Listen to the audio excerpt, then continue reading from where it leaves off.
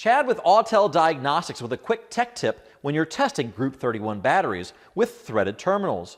We never want to connect our battery tester directly to those threaded terminals because you won't have enough contact patch to get an accurate test. We always want to use adapters.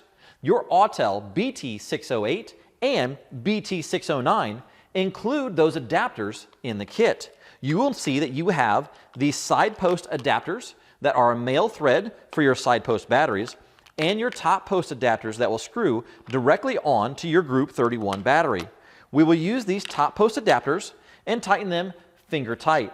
Using our wireless Bluetooth battery tester with our BT609, we'll connect that directly to the battery posts. So let's go ahead and test the battery. We will select out of vehicle test, and this battery is rated at 950 cold cranking amps. So we can select our capacity or just tap and select 950 and select OK. And let's go ahead and click Start Test.